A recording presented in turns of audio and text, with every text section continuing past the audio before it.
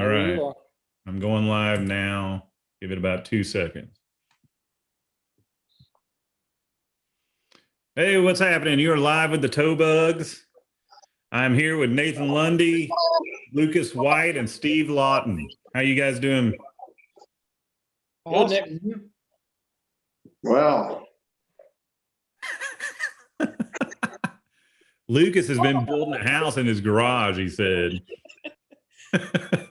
It might as well be a fucking house. It's although none of these parts can I fit in at all. So, you know, I can't go down the slide or nothing. So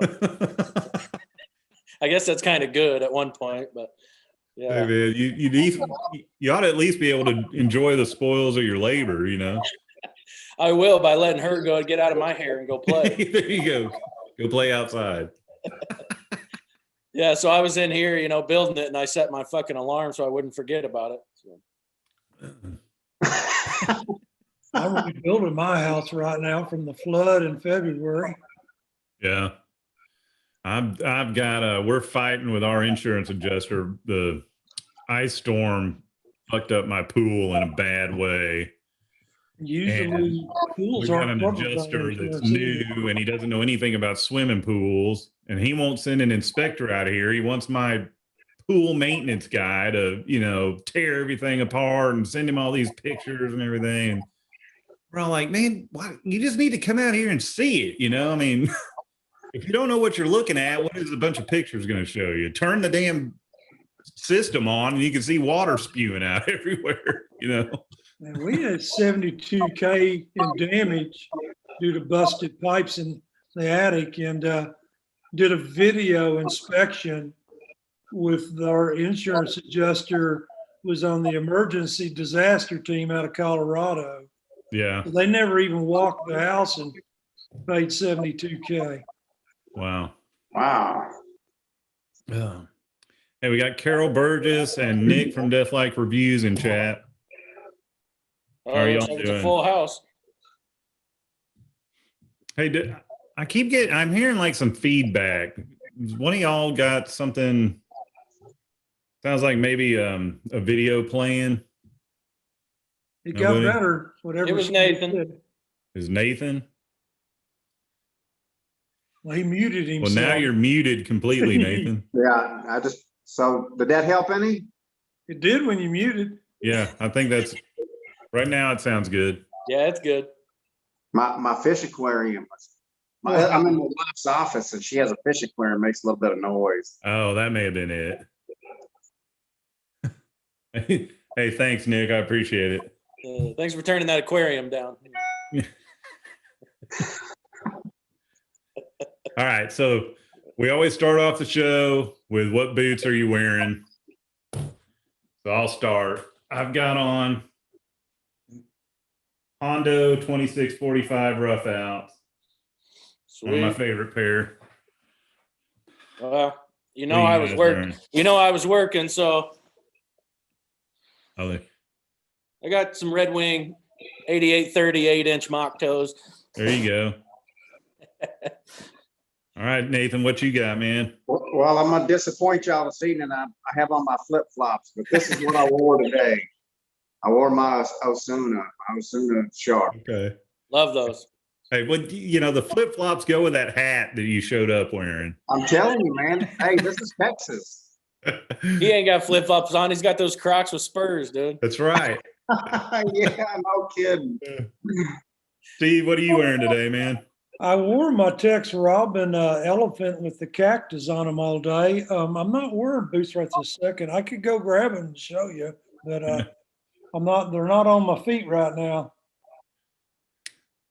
Hey, Kathy Bates, how you doing? We are. What we're up to is we're just pretty much shooting the shit. We don't have much of a plan tonight. We're just kind of. I rounded up 3 of the guys, and we're going to hang out and see what happens. I might as well show. This is what I unboxed today. Nice. Some Lucchese chocolate rough out snip toes. Yeah, those are nice. Yeah. Yeah, $80. No kidding. Yeah. There's mine. I went and grabbed it. Oh man, those Beautiful. are sweet.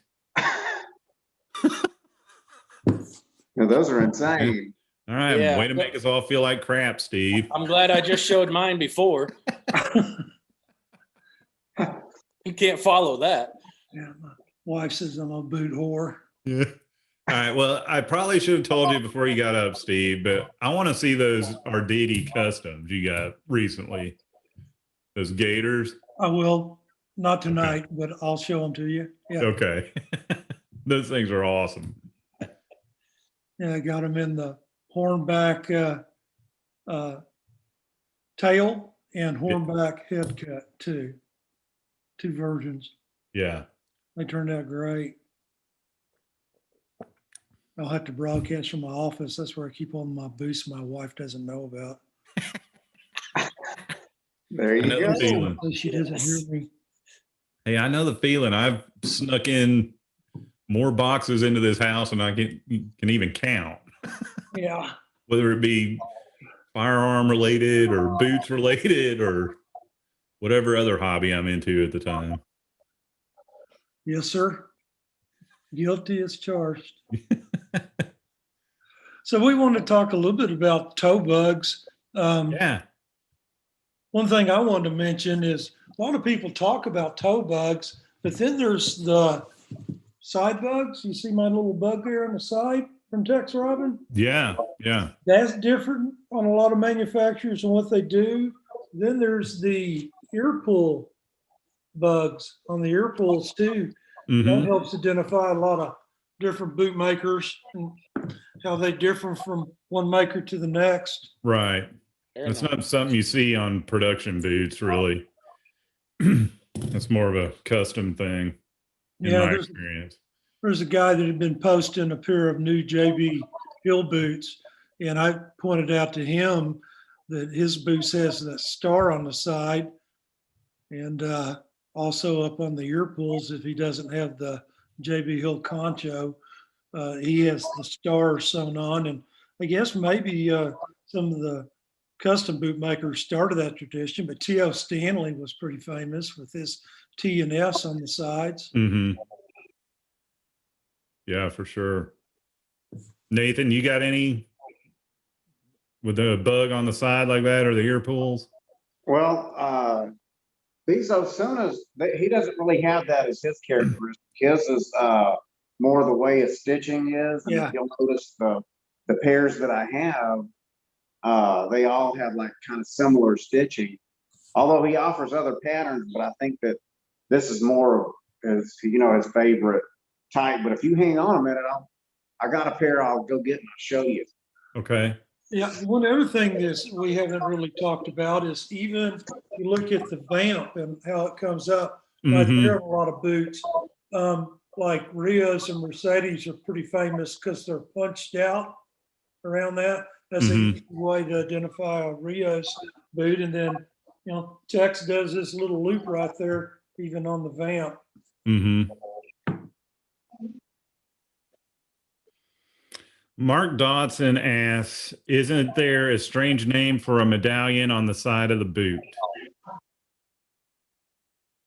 Yeah, actually there is a name. I can't remember what it's called though. I'm not sure. Nathan? Well, it's kind of like we talk about toe bugs. I think there is some kind of a bug type name for that stitching right there. Nathan, you know what Dodson asked? He said, isn't there a strange name for a medallion on the side of the boot? I think they call it a side stitch. Okay. See, Steve was talking about the star. These boots are black. I don't know if you can see the star or not. You can see it a little bit. Yeah. Yeah. So this is what he was talking about. So if I'm not mistaken, they call this a side stitch. And this is on the inside of the boot. And then he talked about the star that's on the pole. I don't know, they're black, so it's kind of hard to see these. Is that a JB Hill boot?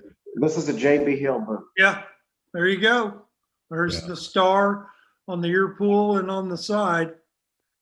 And then, JB Hill, you can order it with a concho that costs you a little bit extra money. That's got a star on it, and it's got like JB Hill stamped in it. It's their own little brand of concho they put on the ear pulls. If you want them.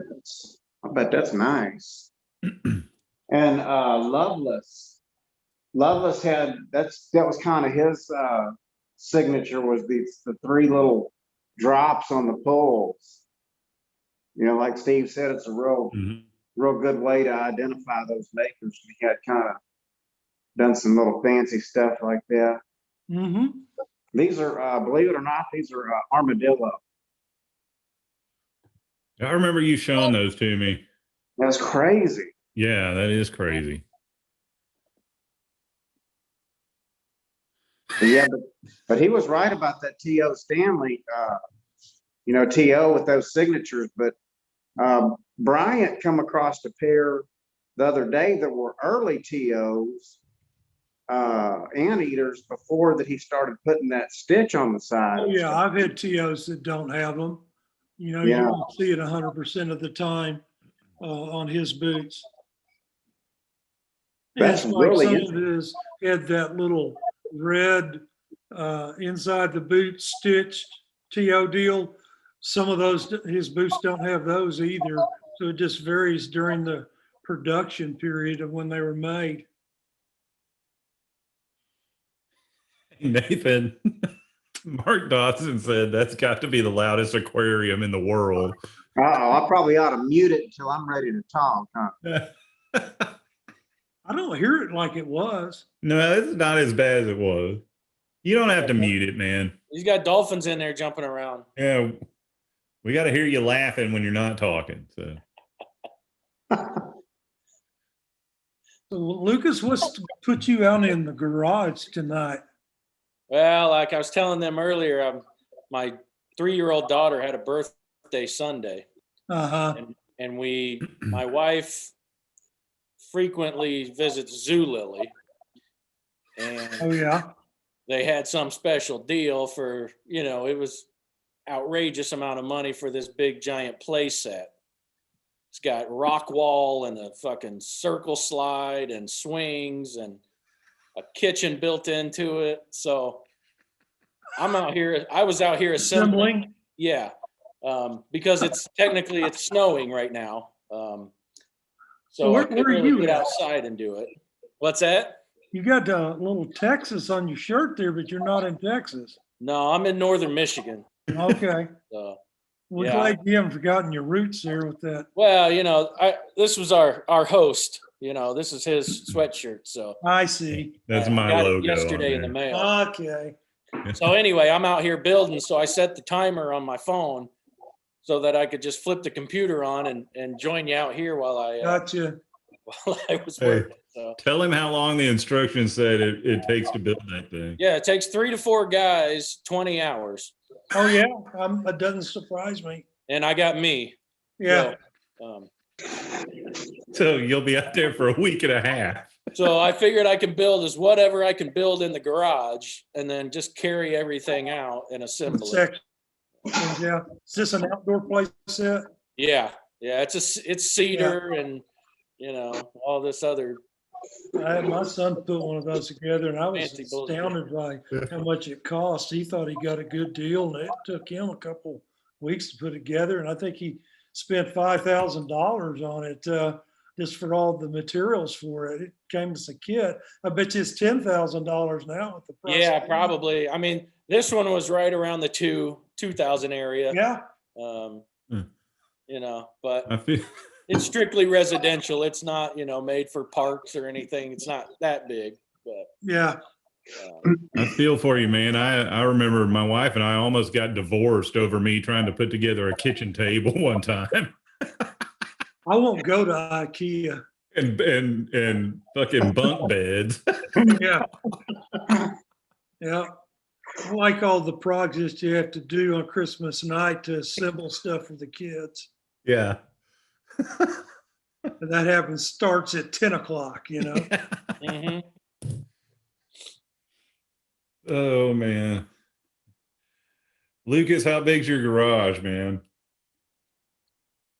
Carol wants to know. I mean, it's a 2.5 car, so fuck, I don't know the dimensions. I mean, Yeah.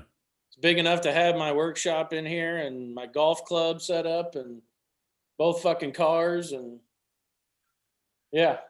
Do you have a virtual golf screen set up in there? I do not. No, I just do all my club repair and everything out here. Well, Um, that's no, what you need, man. I have a mini barn that I have a plan for, heating it and just setting up a simulator because, we don't play golf for, 5-6 months up here. Yeah. So yeah, they have winter leagues that you can go to and they play on the simulator and stuff at different courses, but You can I'm ready to just have one here at my house. do a lot of snowmobiling and ice sports. Do some ice fishing. I used to ski back in the day, but not a whole lot anymore. But no snowmobiles, so it gets a little boring. So when does it normally warm up over there? Well, I mean, we had 2 days in the high 70s last week, but as a rule of thumb, you're probably talking mid-May. Nice. I think golf leagues usually start around the second week of May. So the courses are probably open. I mean, obviously they'll open whenever they can, but May 1st is generally about every year when they open. Cool. So yeah. And then it'll run through, if you're lucky, middle of October. And then it's hunkered down. Yeah. I remember when I used to play golf, we'd play through the winter because it was cheap. I used to play golf back when I was broke. So I was playing after 5 during the week and twilight hours. Yeah. In the winter and what. Well, you can do that down there. Exactly. Yeah. I mean, we call 40 degrees cold a lot of times. So you'd be out in shorts and Crocs. I usually got my Crocs and my Spurs on. Yeah. Yeah, that ice storm was an anomaly. It's just insane. Yeah. And it only lasted about 3 days. Yeah. And, No, it was about a week. It was about a week. I was out. I didn't have power for almost 4 days. Damn. And I mean, it was -1 at one point. I mean, Well, it's never been that here. no, I mean, we'll get in the Houses aren't built 20s, for and we have ice storms, but not like that. I mean, that was ridiculous. Yeah. So there's a toe bugs on a Little's boot. Oh, okay. Yeah, it's Y'all got see 3 that? loops on it, huh? Yeah. That's a good looking That's what I'm boot. talking about, toe bugs.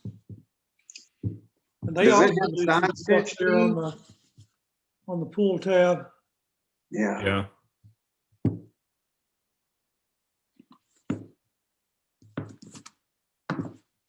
Yeah, of the newer production boots, I mean, everybody talks about them all the time, but I think, in my opinion, I really like the Chisos toe bug. I think it's pretty unique compared to most everything else coming out these days. Almost reminds me of like let me get it. It is unique. I noticed that whenever you pointed that out. That's probably one of the more unique ones. You can't see it on I don't have enough light going. Hang on. Let me fix something. Here's Letty's, ML Letty's always has it stitched on the side like that. Yes. Yeah, and See James that? had a little weave on his. Yeah. Chisos to me almost Nice, looks yeah. Aztec or something. Yeah, it Uh-huh. does. See that? What brand of boots that? That's Chisos. Uh-huh. And then this is the number 2. The pull tab has an interesting that's stitch really on neat. it too. The stitching, yeah. And then the shaft. Yeah, that's is- cool. Yeah, he A said lot of that's detail. inspired by the petroglyphs in the Chisos Mountains. So, Yeah. pretty cool design. Yeah, I just recently got me a pair of those. Yeah. How do you like them? I mean, the overall quality is pretty damn good. You know, the whole insole system is obviously something that's pretty new to me, so it's taken more of just a getting used to. You know, I'm not really used to anything other than just hard leather or even the little slightly padded leather. Yeah. But that, I mean, that insole he's got, you know, if you like insoles, I mean, that thing's pretty fucking thick. Yeah, So, it's a thick you know, insole. Cushion. but you know, the problem I was having was just on the insteps. Like it was pushing my foot so far up that, you know, the insteps were killing me. Oh, man. You know, so I went and I put in a thinner area insole for the first couple days, and you know, broke it in pretty good. And then, you know, went back with the Chisos, and you know, as of right now, I haven't actually put and kept the Chisos insole in. I'm still just using, you know, the area insole. But you know, the boot overall, I mean, the outsole's super thick, pretty durable, and the leather itself, like I said, it's, you know, it's every bit of a work boot. I mean, it's nice. I like it. You know, it's interesting what you were saying about the insole pushing your instep up. To me, that just, because I have a different experience with it. I have a high instep on my left foot, and the Chisos stretched, you know, a little bit in the break-in period, and now I've got, I wouldn't say it's sloppy, but like I feel like I could wear a thicker sock in them, you know. But I've checked them, and I was kind of concerned, like, should I have gone to a 10.5 instead of an 11, you know? But when I feel my toe, I don't have that much room in the front, you know? I think that just goes to show that every boot fits every foot different, you know? And I mean, you can get recommendations from people that have them and all that, but you don't really know until you try it on.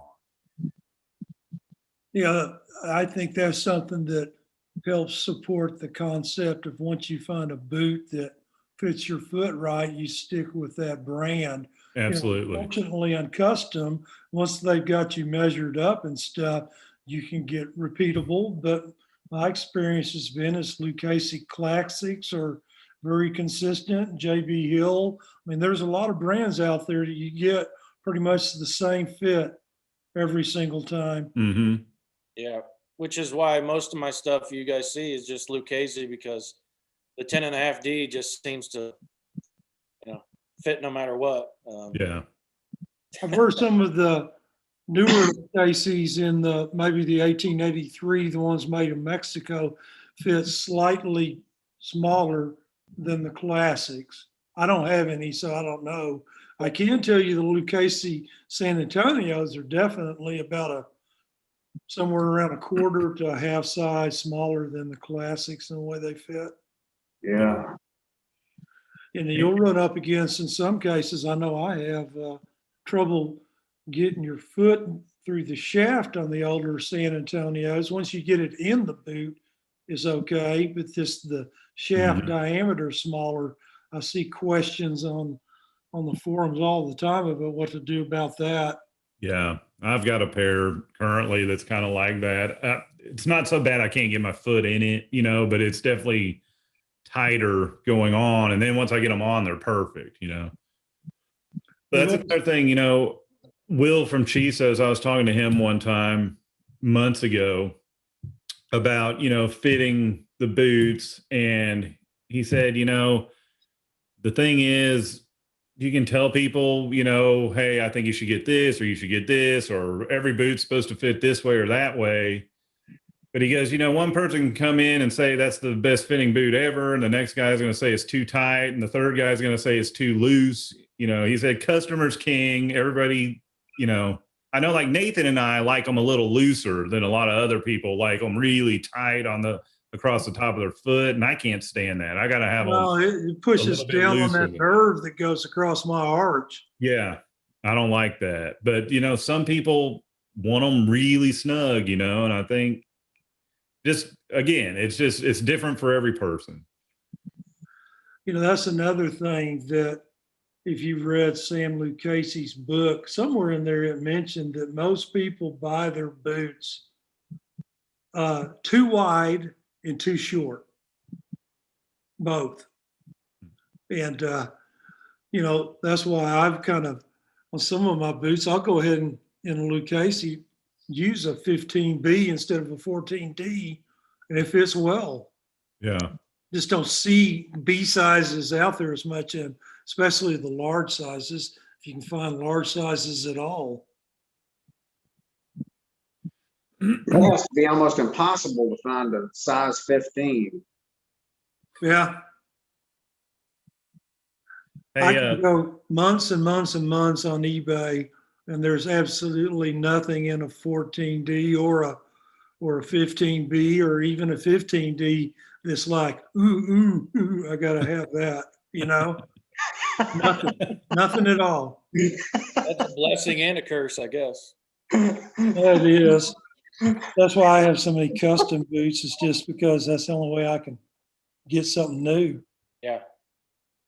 hey, Lucas, Carol wants to know if you take the insole out of your Chisos and wear them without an insole, would you say it's a half size bigger? To me, I think it's way bigger than a half Well, size. here's the thing. I don't know that lengthwise it's really that much difference, Right. but widthwise, and then the space between the top of the boot and my foot Exactly. is huge. Yeah, it's a lot. I mean, it feels like an inch. Yeah, I know it's probably feel not like quite that much, but I that's feel what like it I would need to go down a whole size, but then I wouldn't be able to have the length I need. exactly.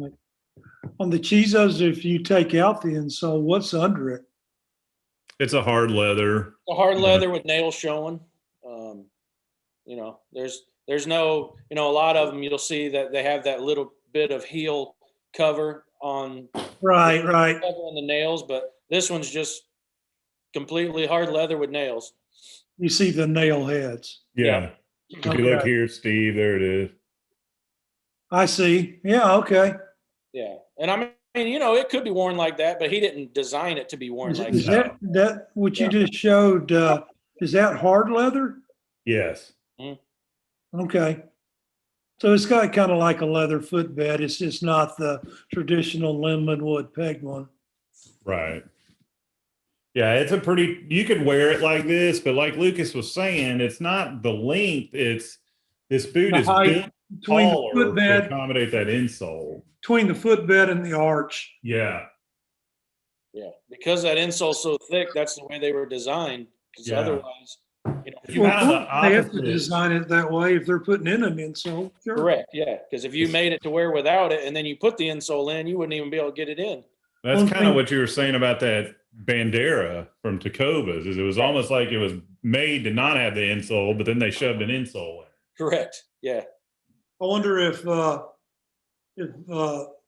Chisos could offer optional insoles that maybe are half the thickness of what comes in it to help you adjust your size.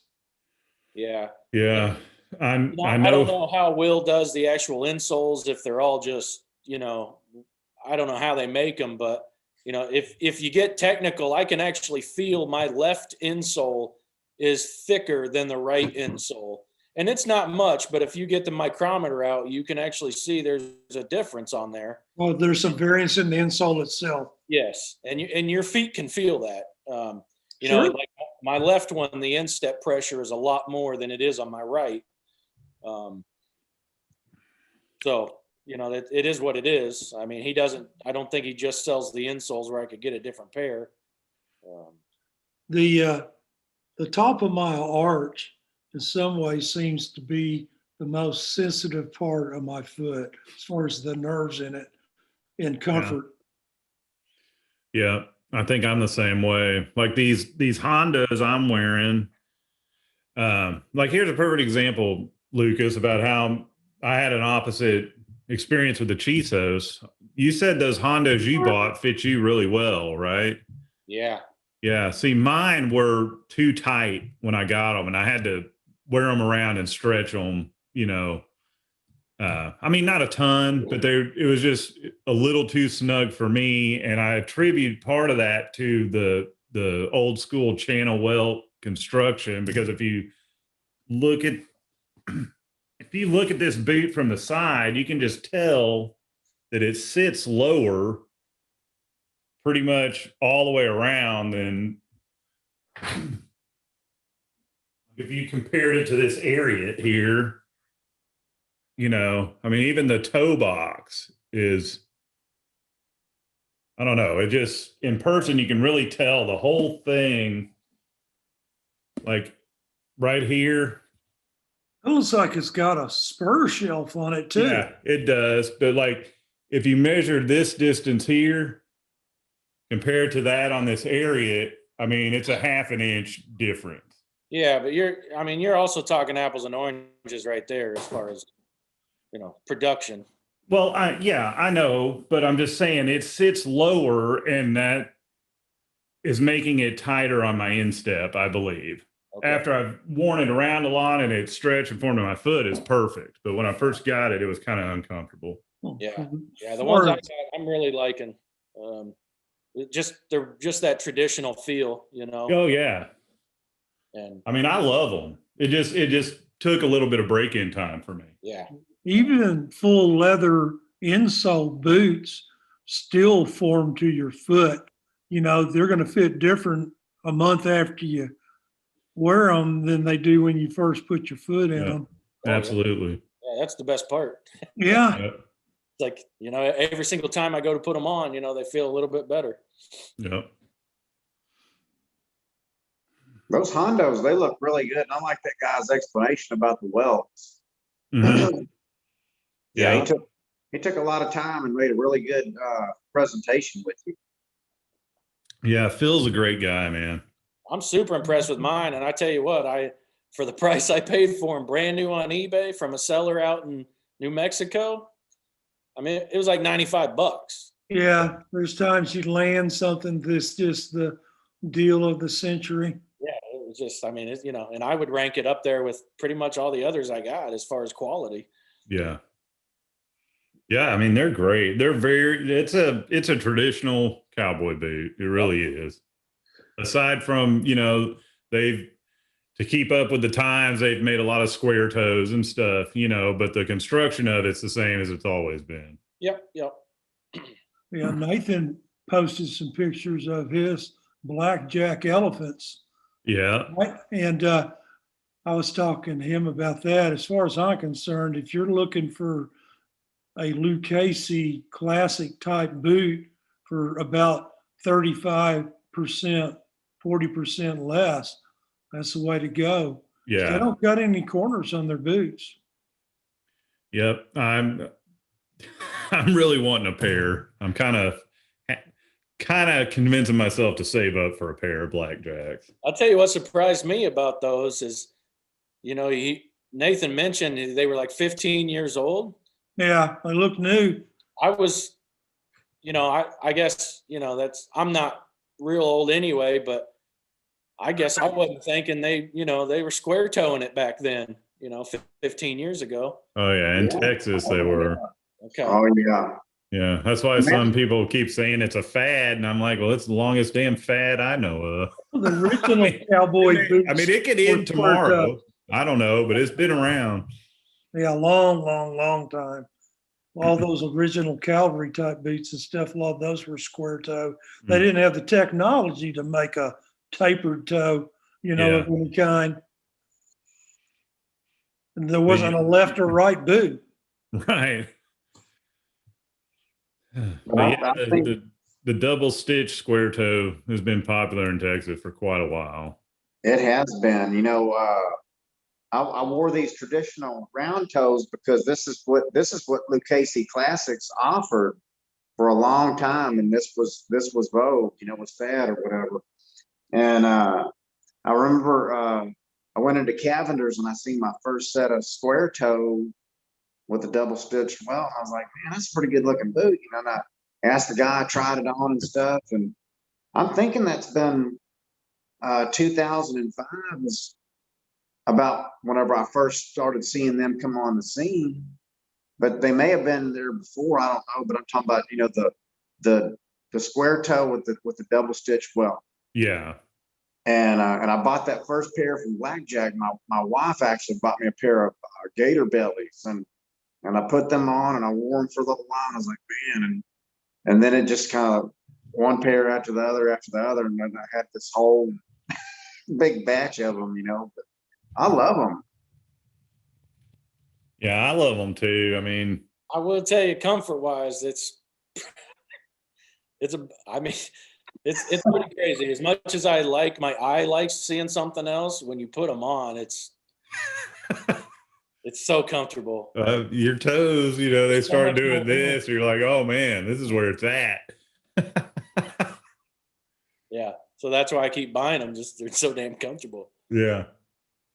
Why not? I've gotten some different types of boots here recently, and I've owned a lot of medium rounds over the years and stuff, but to me, the square toe is just more comfortable. I mean, if I'm going to be walking a lot all day or something, I'm not going to do it in a J toe or a snip toe. I'll tell you, we'll talk about that, but I can't say necessarily when I'm talking custom, but really the way a boot fits your foot, if it fits right, what the toes like shouldn't matter at all. You shouldn't cramp your toes down because you've got a snip toe, because your toes shouldn't be in the toe box there. Yeah, and I agree with that, but I run into, like, I've got a pair of medium round toe here, and I ordered them in my size, and they were just, felt 3 inches too short. So I sent them back and went up. I ended up going up a whole size to where, the bend is not in the right spot on the toe bug and all that kind of stuff. But I had to go that long to where my toes weren't cramped. So those factory boots? Yeah. Well, that's my point. And when it comes to fit, every custom boot maker that I've been to, if I have them measure me for a snip toe boot or a French toe boot or a round toe boot, the measurements are all different. Right. With the same boot maker. And I can see that. What you did last time and change the toe and expect it to fit right. Mm-hmm. Y'all were showing a half-inch difference, where on the side seam between the heel counter and where the vamp ends. Mm-hmm. That's all in how it's placing your foot where it meets the instep. Right. And so between the instep and that widest part where your little toe hits versus the ball on the other side of your foot behind your big toe, that's what holds your foot in place in a boot. It's that slant that kind of goes across there. Mm-hmm. And the toe box, for the sake of discussion, shouldn't matter. You're going to run up against a lot of differences though on off the shelf boots. I do. Yeah. Oh, that's what we're dealing with. I mean, we got, me and Nick on one side of the street, and then, you and Nathan on a totally different set of the street than we're even close to. Yeah. As far as, I don't have one single pair of customs. Well, you got to remember, I'm 67 years old too. That's what when I was walking in your shoes and my air conditioning company was starting, I was wearing Red Wings. That was my boot. Yeah. So, I'm not saying we won't get there eventually. But well, and that's what I'm saying is you will maybe get there eventually. Yeah. I don't have any kids on the payroll anymore. Yeah. That's a big thing right there. That's You're done buying jungle gyms and playhouses? No, I'm not done that because I now got grandkids. Okay. Still, they're a lot cheaper than your kids are. I can tell you that. And you send them back. Yeah, hop them up on sugar and send them home. Hey Nathan, everybody's saying they don't hear any more noise, and they're wondering if you killed all the fish. I did. I went and turned off the aquarium. Did you really? I did. You turned off the pump? Their belly up, floating. Oh man. Wife gonna be mad they're all belly up after this? Just No, killed they Flipper. They survived the ice storm. Nemo's dead.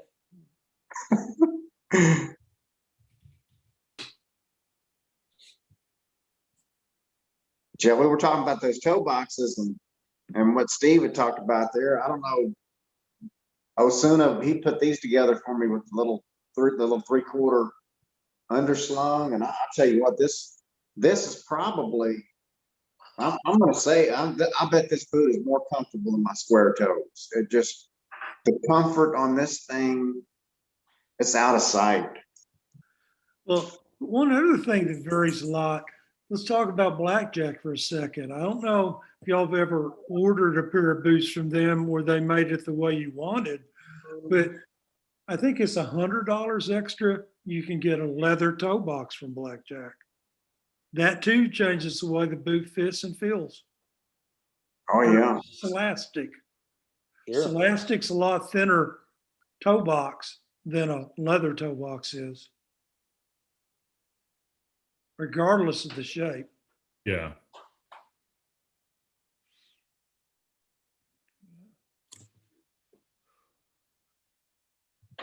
What we All got right. in the chat? Huh? What's going on in the chat? I can't I'm see it. looking. I'm scrolling back. Let's see.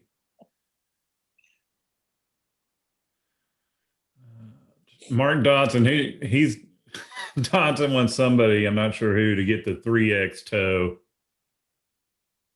Nathan, do you have any 3X toe? No 3X. I'll tell you, is Robert Kleinman on here? I don't know. Because he just showed me a pair of JWs that he got that are 3X that Yeah. Blake made for him. Yeah. I think I they- saw those on I think they were Facebook. Cayman. I wonder They how look long that pretty good. 3X is. That thing's got to be. It's got to be quite a long thing. I mean, I know never say never, but man, Yeah. I can't even handle regular. I'm just looking at the snip toe strange. Is some of those extreme toes you have to worry about looking where you're walking because you'll be tripping. Yeah, you go up some stairs or something, you're going to catch it on the next rung. Oh no, that would be bad.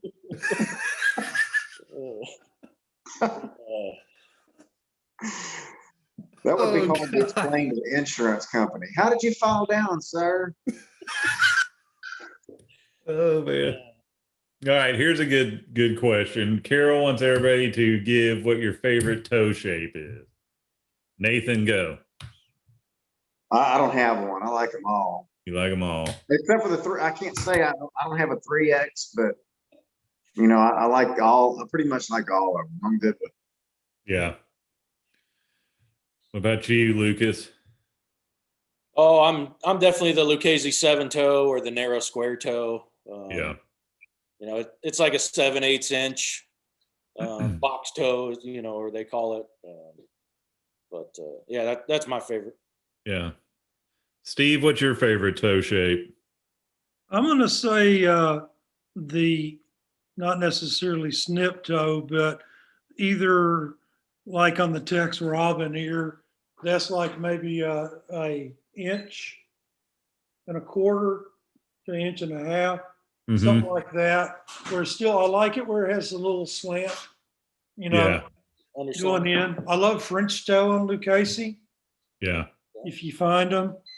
I don't have any triple X. I do have some probably X or maybe number 5 toes, like from Blackjack, where they come down pretty small, but they're not pointed. Yeah. I think mine, I do like the wide square toe, but I think lately I'm liking this Hondo square toe where it's tapered a little bit, Yeah. still with a double stitch welt. And Other than that, I'm loving French toes. That's probably my favorite all around is the French toe, especially for a nicer, dressier looking boot. Well, the French toes were like Lucchese's oil bearing type toe that they released, across Texas. I mean, cowboy boots for lawyers, oil men, stuff like that were all that French toe. It's what Yeah. you saw in the courtrooms and the cattlemen's club and stuff like that. Yeah. The dress toe. But I'm kind of like Nathan, I like all of them, but all of them don't like me that much. Yeah, that's a true statement. So, but I like the medium round toe. I like, the square toe, like on a Chisos. I like that. And I like the 7-toe. I mean, I like them all. I like medium round and pretty much any of the square toes, I guess, and a French toe. Yeah. I've got a few roper toes too. Yeah, I'm not a roper. I'm not a big roper fan or a U-toe fan. I don't mind the U-toe, but I was kind of talking to Lucas about this last night. One of my pet peeves, and it's nobody get upset. It's just for me personally, but I can't stand a short, wide shaft on my boots because my ankles and calves are about this big around. And my boot and my jeans just fall down inside of them, and it drives me nuts. I prefer a 13-inch shaft. A 12 is okay. 14 is fine. Well, I've got some boots that if you were to look at the toe, you think they're a roper, but they still got the arch and pegging and everything, but they've Yeah. got a walking type heel on them. Yeah. So yeah, they still have that 12, 13-inch shaft like you're talking about, Yeah. just with a different toe and heel. Yeah. I mean, I'd totally be fine with that. You're talking to a guy growing up, his friends used to tease him about using the shoe boxes. His shoes came in for water skis. Okay. So, me having a big, wide, square toe and a size 14 foot doesn't necessarily look the same would on y'all's foot. So, hey, Nathan, you help me answer this. And you too, Steve. Carol wants to know, she says, do you think that the square toe will remain really popular, especially in Texas, or what toe shape do you think may take its place? I can see other toe shapes maybe getting more popular than they are, but I don't see the wide square toe going anywhere anytime soon, personally. Yeah, it depends on if you're talking about it with a single stitch welt or a double stitch welt. Outside of cowboy boots, for example, Viberg and some other boot companies that make, more military and hiking type boot, stuff like that. They use what they call the Stitchdown. And and that is a 2-row stitch that stitches to the sole of the boot. And that's very, very popular out there right now. What they call Stitchdown. It's not just Viber that does that particular style. Nick's uses that also.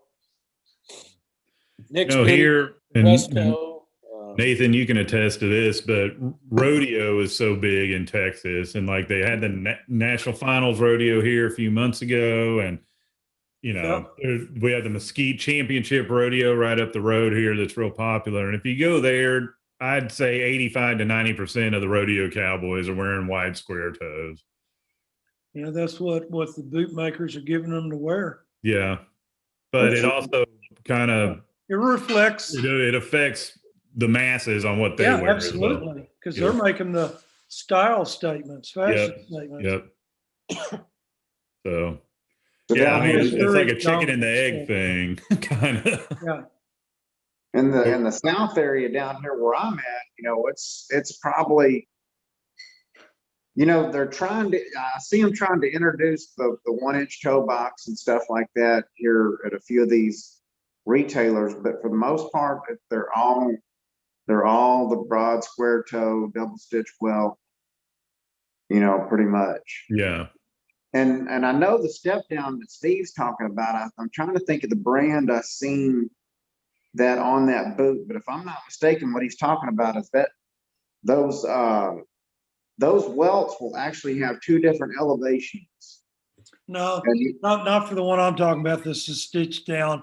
It's going to have a what I call a commando type sole, where it's a synthetic sole that's got knobs on the bottom of it to give you traction. It's not real radical, but it's just a 2-row stitch, and it changes the welt. And still, if it, Alden you can get into. Alden shoes has got that raised bead that goes around next to the leather itself.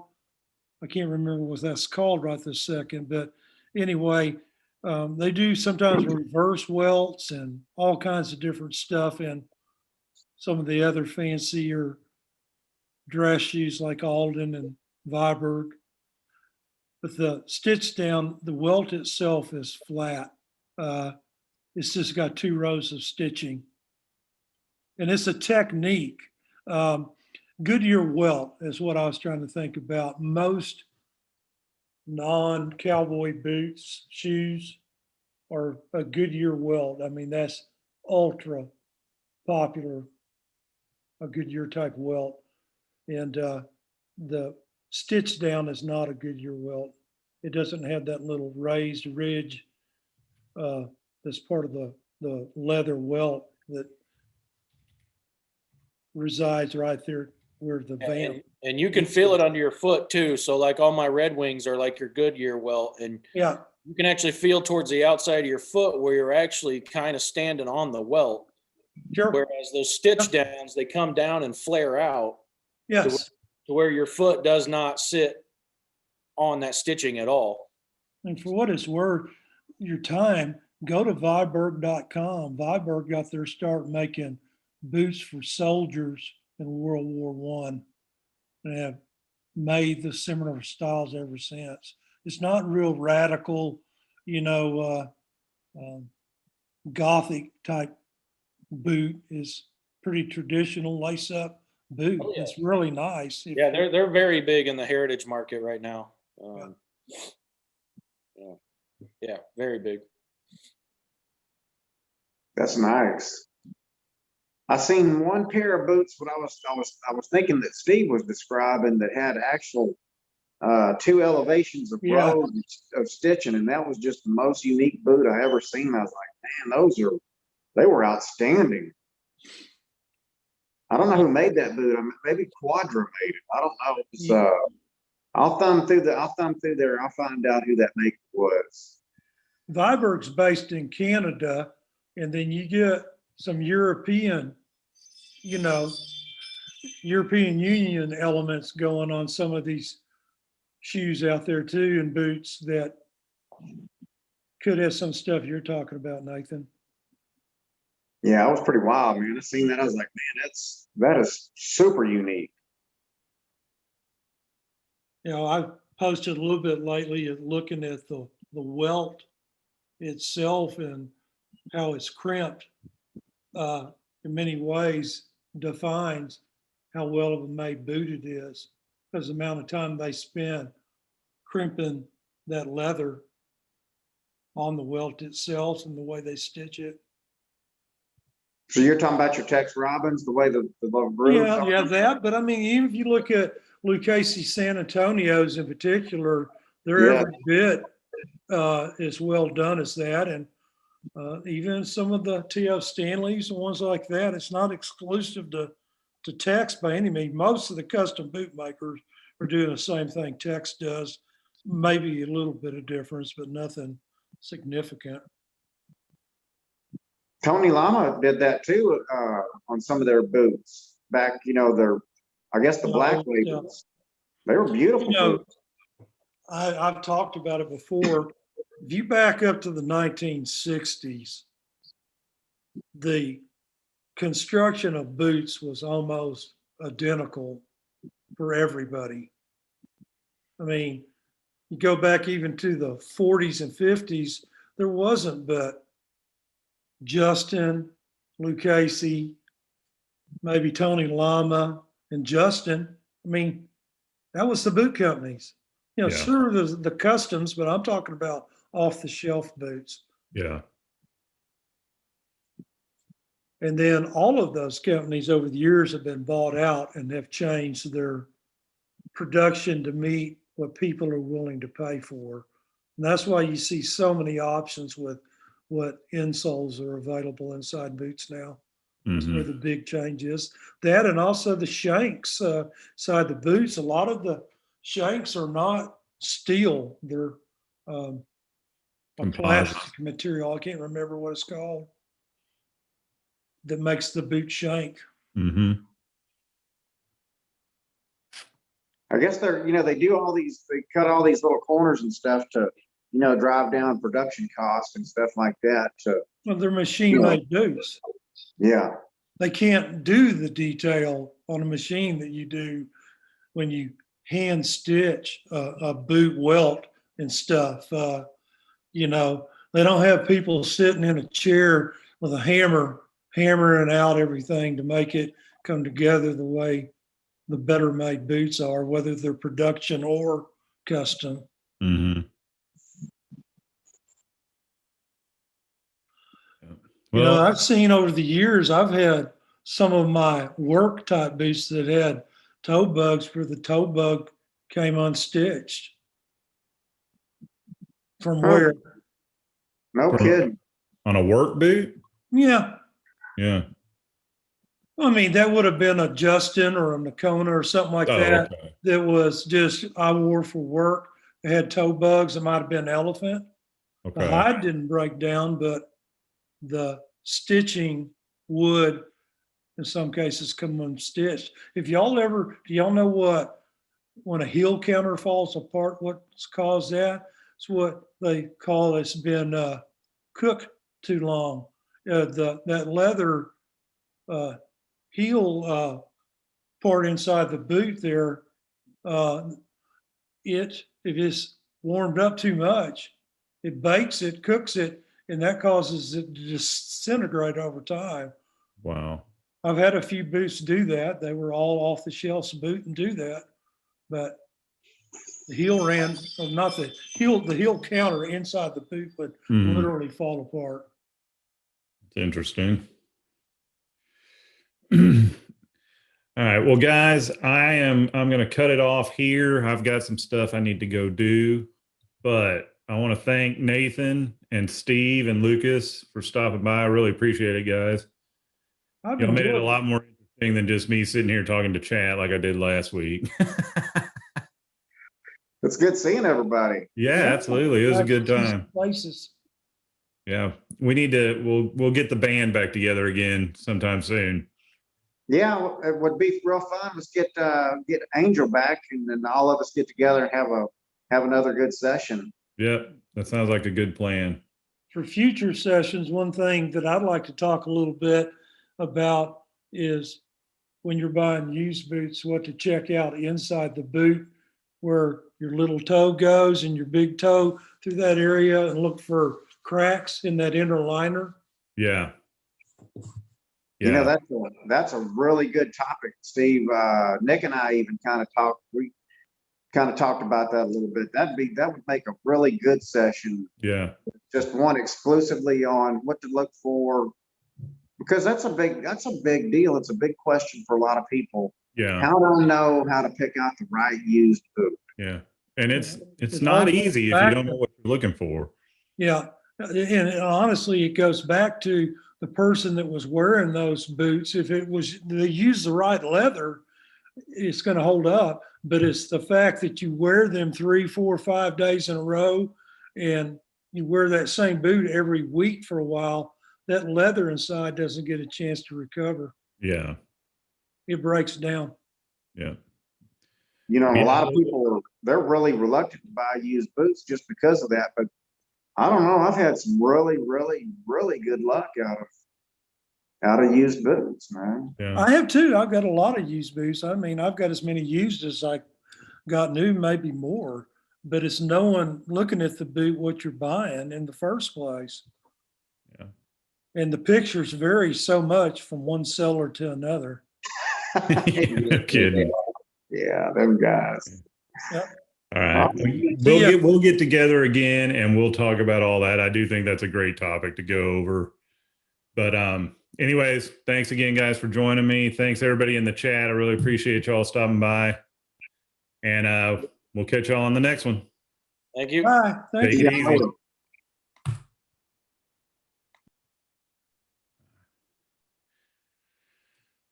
All right.